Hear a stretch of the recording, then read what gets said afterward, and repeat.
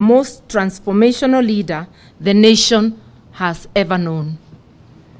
He was seriously undermined and humiliated. The government claimed to be conducting surveillance of subversive activities and that its agents had infiltrated the organizations responsible for the same. This claim, like today's claim about the resurgence of Mungiki, is but an excuse to start harassing and suppressing any political activity or reorganization in the mountain region. Then as now, the state-sponsored political attack dogs to ensure that Kikuyu leaders who could command national constituency, like Kebake did at the time, did not rise. That plan has started again with this illegitimate regime. As the regime targets the region's youth and leaders, it has also trained its eyes in taking over or destroying political parties associated with the region. The invasion of the Jubilee Party must be seen in this light. It is an attempt to cripple Mount Kenya leadership and create a crisis of governance of political parties in the region. The verification of our Azimio chairman, His Excellency President Uhuru Kenyatta, is also part of this evil scheme to subdue a whole community and region. This is totally unnecessary. Chinua Achebe once said, remarked, when did the rain start beating us? And we are asking, when did the rain start beating the mountain region?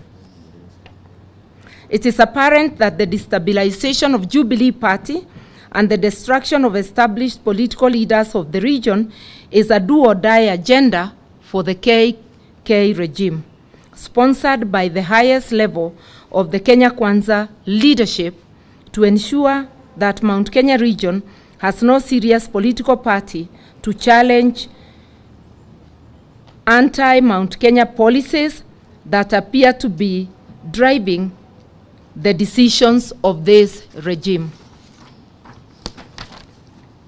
Many of the tax measures contained in the finance bill currently before Parliament are unreasonable and clearly directed not only at the nation, but particularly at Mount Kenya businesses. The proposed turnover tax is basically a tax on assets whose primary objective is to impoverish the mamambogas, boda-bodas, and other vulnerable Kenyans struggling to make a living in these difficult economic circumstances. The majority of these businesses, small businesses, are owned largely by men and women of the mountain region. I will invite my colleague, Honorable Kioni, to read the conclusion.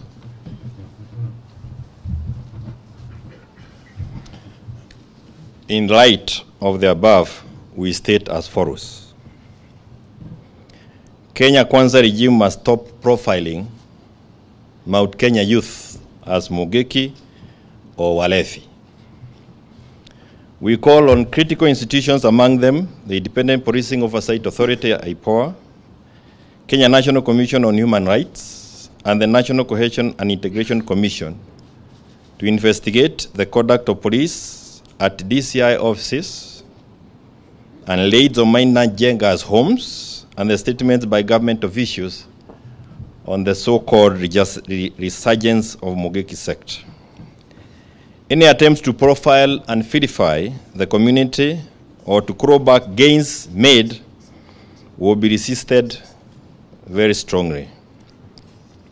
We will resist KK regime economic policies that are designed to oppress, deprive, or curtail economic opportunities of any of the communities that make up the state known as Kenya. Many of you might recall that back in the 80s and before, we had the cooperative movement. It was the first line of attack by the Moi regime. Many from Mount Kenya went under. We now can see another onslaught on the chamas, the merry-go-rounds, another onslaught on those groupings that are quite predominant within Mount Kenya.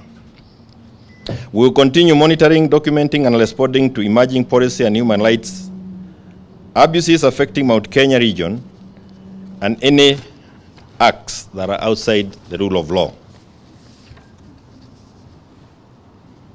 Kenya Kwanza regime, in its evil design to impoverish the poor people of Mount Kenya, must be reminded that it is not possible to legislate the poor into prosperity by registrating the wealthy out of prosperity. We demand the immediate withdrawal of the Finance Bill 2023 in its entirety. The unwarranted and uncalled for attacks on His Excellency President Uhuru Kenyatta, the Azimio chairman, must stop. We have said there before, and we want to repeat again, to some of those elected or holding elective positions within Mount Kenya, that in the past we have witnessed the reign of buffoons within Mount Kenya, and especially immediately after the death of President Jomo Kenyatta. We shall not allow this same behavior again within Mount Kenya. Mount Kenya is not available for auction. You need to look around for something else to sell. And all forms of political mobilization will be done to counter the reemergence of these buffoons, and our right of association must be respected across. Remember, Pastor Mackenzie is not being investigated for belonging to the Christian faith, but for what he did, the criminal acts. Our rights of association, our right of association must be respected. I thank you. May I invite Governor Kwariria to have a few comments? Thank you very much. We are here because we are concerned and worried about our community. So, and you can see we are with other communities. But there is a concern on what's happening within the community of Kikuyus. And some of us have stood our ground, and you've said that we have to speak out because we can clearly look into the past, we can analyze the recent past, and we can project the planned future. As a community, this is a community which 8 months ago was being celebrated as a central core for Kenya Kwanza. Our youths were being glorified as the mighty hustlers. And our youths were moving aloud in waves. And the wave resorted to the government that is said to be in place. Our worry is how such celebrated youths can within 6 months turn into thugs. How can hustlers transform from being hustlers within a space of about 6 months into being gangsters, into being mandalers, into being mongekis, into being drunkards, into being any other objective which can define them in the negative? That is a question which some of us are asking ourselves, and our leaders, our Kikuyu leaders, are just clapping as we are being demonized. If we don't speak for our youth, then we are condemning our future. Our youth are being targeted because they are the future of Kikuyus as a community. The question which comes through is, where has this subject of Mungiki come from? Because no incident has been observed, and you media people have been with us in this nation. what has happened in the last 6 months to justify the statement and the proposition that there is an emergence of Mungiki. We want to be told of one singular event in any one small village within central Kenya, the broader Mount Kenya, which has prompted this debate. Because we belong here, you belong here, we have not had anything, but all it has suddenly, the government, specifically through Gachagua, has announced that there is reemergence of Mungiki. Where has that come from? If it's not a plot to blood, to profile our youth. Gachagua need to realize one thing. This nation owes a debt to Kikuyus for the blood which was shed in the Rift Valley. We lost people, human beings, Kikuyus known by name, working people were buried. They also owe us a debt in the name of our youth who are massacred in between 2004 and 2009. They were killed, and we have information. They were even being buried by policemen under the name, under the branding of Mungiki. Which is that offense which made our people be killed? Is it an offense which was supposed to be judged outside the court system? We have a list of people, young men who went missing, and some people seem to be celebrating that today. Between 2004 and 2009, our youth were killed under the guise of Mungiki, and Gachagua said it very clearly that it will happen the way it happened then. That is a threat to our youth. It means that our youth are supposed to be killed. And before they kill, before any drop of blood is spilled in Mount Kenya again, we must be compensated for the blood which we have already lost. It is dear enough, and enough is enough, and no one is going to spill any blood from any of our youngsters, whatever their mistakes, when we are alive. And I want to repeat once more, we are going to take census of the young men that we have lost. Nearly every family in Mount Kenya has a record of a lost son, of a lost daughter, under some funny blooding. We first of all need to be compensated for that before they kill others. I don't know the cost of a son because there is no cost. Losing a son, a Kikuyu son, is priceless. And someone can stand and tell the nation that our youth need to be warned that they face what they faced. We are telling him, come on.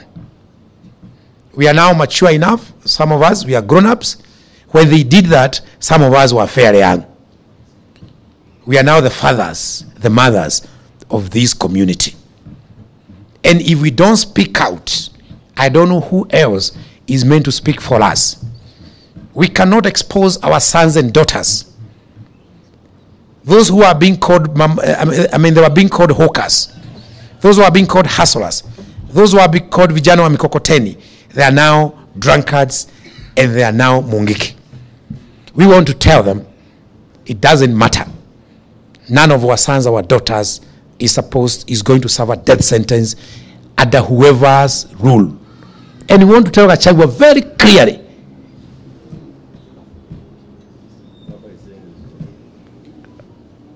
Kioni, I have to finish. I'm speaking now from the community. And what I'm saying, I will not say tomorrow. Now, sasa umekatisha the flow. But I want to repeat once more that we are serious. You might think I'm taking time, but I'm talking about our children. If I'm talking about somebody's children, then I am supposed to be stopped. I'm talking about our sons and daughters. And we want to say that whoever is bringing that debate need to kill that debate with immediate effect. That is not a debate which was in this region.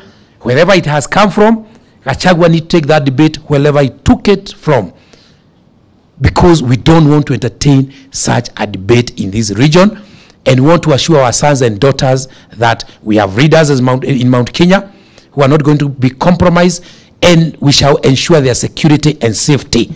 If one makes a mistake, we have rule of law. If you are a thief goes through a particular legal process, judicial process. Kama umetukanana, but you cannot condemn our youth, put them in a basket, and you say that our youths are Mungiki. We are giving a warning against profiling Kikuyu as a community and Kikuyu youths in particular. A compressed statement from Karo Irungu, Deputy Governor Nyeri one time. Thank you. Thank you very much. Mine will be very brief. I think as leaders of Mount Kenya, we are here to call out this illegitimate government in what we are seeing initially to be dictatorial tendencies. We saw and we are seeing how they are continuing to speak. We want to call out this government on especially the finance bill. If you look at the finance bill, for a government that has been saying they have women at the core of their government, you look at clause 17, like what our vice captain has said, women groups will now be considered as businesses, attracting a 30% tax.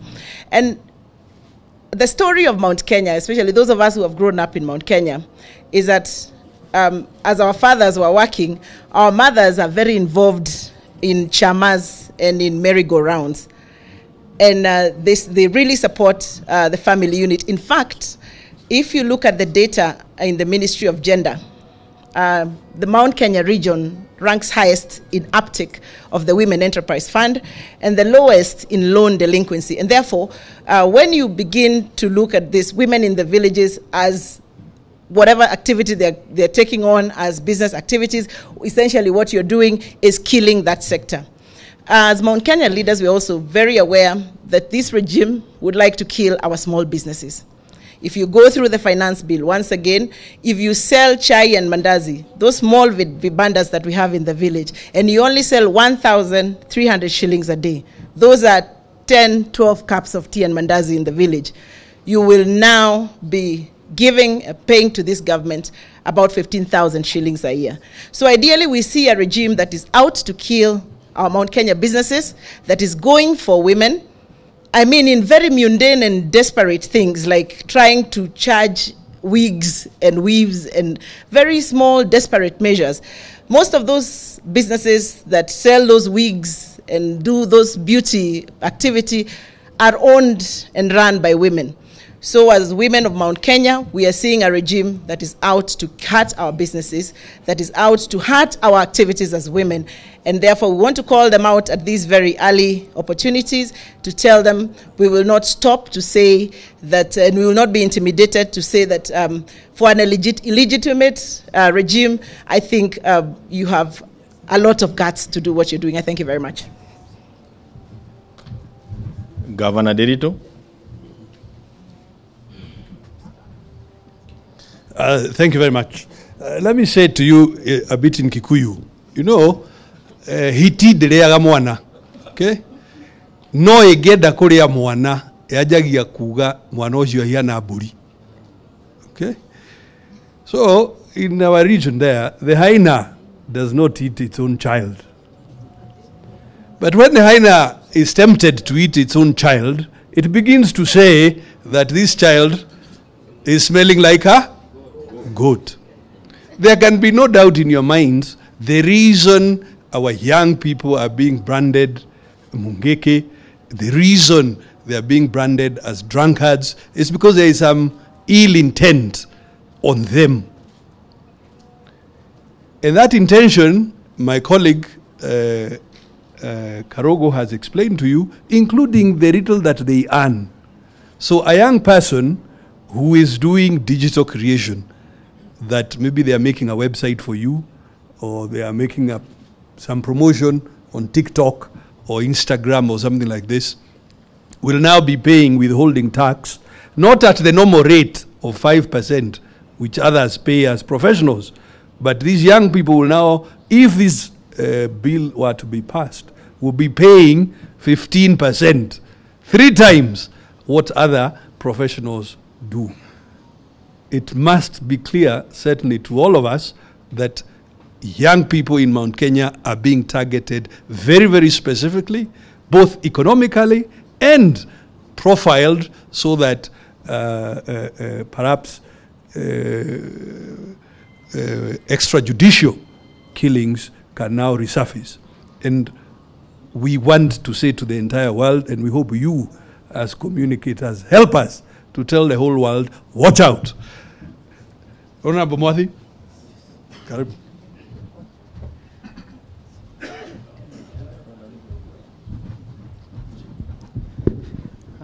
Thank you very much. Let me also join my colleagues and the leaders to also emphasize on the point that I have made about the youth in Mount Kenya. And I want to particularly speak to those youth. That yes, you youth, you are very good. Yes, you said you wake up to go and support a government that you thought was taking you to prosperity. But today, 8 months later, you are now being branded all manner of words. That you are not useful to that government cannot be gainsaid, because it means the government was only using you to get to power. And once they get that power, you then become useless. But I also quickly ask, what is this that they know that they don't need the youth in future? There must be a grand plan. And that grand plan is plan for their basket of votes as they finish our youth. It is time for us, you youth who belong to this community, to stand up to be counted. Say no to this repressive regime. Secondly, let me speak to the members of parliament, because I was there and I'm a former member of parliament for Limuru. And I'm known for having taken a motion in parliament when it was first put under camera, talking about how our youth were being killed. And I know I received threats then from some people, I don't know whether they were police, saying that I was the next in line. If talking about the youth now will put me next on line, I'm ready. Our members of parliament, speak up for those youth. Our members of parliament, stand by those who voted for you. I had talk yesterday, word yesterday, that they are waiting to be shown the way to vote about the finance bill. And I hasten to add, you decide who among the ones who are telling you to vote for it, yes, and those who on the ground are telling you, maisha ni ngumu, musipige yes, tunyanyaswe. Decide who voted for you. Then you can vote the way you'll vote. But Thursday is the defining moment for you, member of parliament, who wants to put a huge baggage on the people who elected you. And all of us who are out here, including those who are electing or who elected the members, should take up upon ourselves to deal with them once they pass that bill. Yes, I thank you. The party leader, Roots, Professor Wajakoya. Baba, Honorable Martha Karua, and other party leaders, for me, I'm going to look at this issue in a very critical way, because I've been very much involved in the Mungiki issue. I remember in 1997, when I was practicing law in UK, the issue of Mungiki became very apparent, which informed us to find out what we were going to do with that brutal regime of President Moi, when he wanted to castrate all young Kikuyu males of the ages of 13 and 19. when he circled them and killed many of them, and many of them were thrown in Karura Forest, many of them were thrown in Gong Forest. In addition to that, and you'll allow me to speak because I have a very strong history with the Mungiki issue as somebody who led the UN to come into this country. At the same time, Moi was vilifying the young Kikuyu male. He also vilified the Kikuyu women, female, young kids. So I called Koigi Wamwere, who is still alive and who can verify this story. I invited him to come to London with the young Kikuyu males that had come in running away for asylum, and at that particular time, they had been denied asylum. So we had to lobby Kenneth Baker, who was the Prime Minister at that particular time. We had also to lobby Tony Blair and Lord Steele, a great friend of Raila Amolo Odinga. By that time, he was Steele of the Liberal Democrats. We went ahead and also included the Scottish National Party and also other political parties to look into the issue of thematic assassinations and killings of the Kikuyu male, of the Kikuyu young male, and depopulating their women. And this history that we are writing down. As a result of that, we lobbied the United Nations Human Rights Commission, of which they sent our special rapporteur, Professor Philip Sons, who came on a fact-finding mission in this country, and then he found out, what he found out was very appalling. He made his report to the United Nations in New York, and then the United Nations High Commissioner for Refugees in Switzerland came up with guidelines on how to treat asylum seekers from this nation, especially of the Kikuyu origin. And that's why we had, for the first time, lots of them being given asylum in the UK. I went ahead and joined the then president of Ghana, Jerry Rawlings, whom we convinced to ship out some of these Mungiki leaders. As a result of that, many of them were shipped to Mozambique, one of them being Ndunge Wariungi, who was shipped out with a Portuguese passport. You can find that out from him. And because of thematic and systematic killings, our lives were put in danger, save for James Orengo and Mheshimiwa Raila Odinga, who is sitting here, who came in London, made many trips in London to console with us, with those particular families that had lost their siblings. I hold the former president accountable for the thematic elimination of the Kikuyu community, something that Gachagua is now repeating. And let me assure you that we are appealing to the British government not on cameras. I am appealing to the British government not on cameras, but we know what we are going to do. To ban those who are involved from stepping foot in Britain and EU, to ban those who are spearheading these systematic killings of young Kikuyu men and women from setting foot in Britain, in USA. And I can assure you that when I say it, I mean it. And I know what I'm talking about. And with Baba being here, and the other lawyers being here, and other leaders being here, I can assure you for free that we, having been outside the country, knowing the history of what the Kikuyus did for this country, of what the Kikuyus have done in the entire world, of what the Kikuyus have done to open up the economic development of this country, of how much money is brought in this country through Kenyans in the diaspora, many of them who originated from Mungiki, many of them who remained outside, many of them who suffered, and thank God they have settled in UK, they have settled in the United States, and they are bringing money in the country to improve the economy of this country. Yet some MFs are now taking advantage of political ramifications to kill them. Gachagua is just a small man. You may have the barrel of the gun. You may have all the powers. You may have all the police. But when the day of reckoning comes, you'll be alone. We have seen other leaders who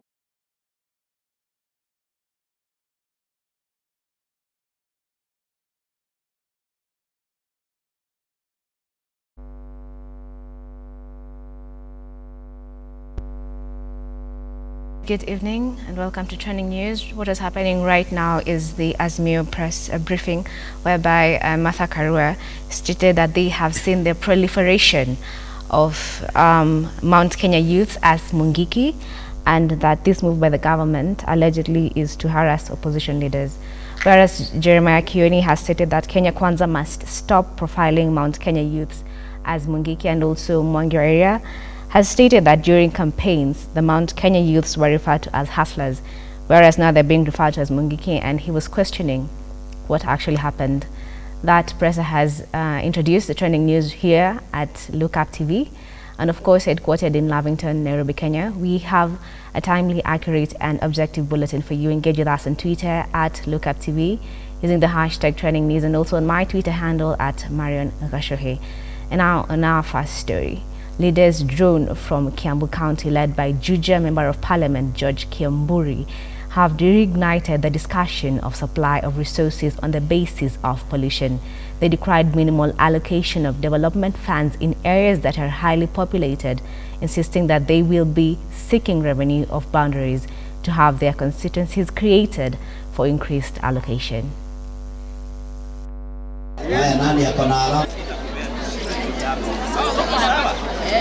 Na mimi ninaomba serikali ya William Samoei Arap Ruto pamoja na wabunge ambao tuko nao pale bungeni wajaribu kutuunga mkono kwa huu mswada wenye tumeleta bungeni wa one man, one shilling, one vote. Tumeona pahali kwingine pande ya Eastern wanapewa pesa mingi, pesa ambazo zinasomesha watoto wao kutoka form 1 mpaka university. Sisi pesa zetu ni kidogo.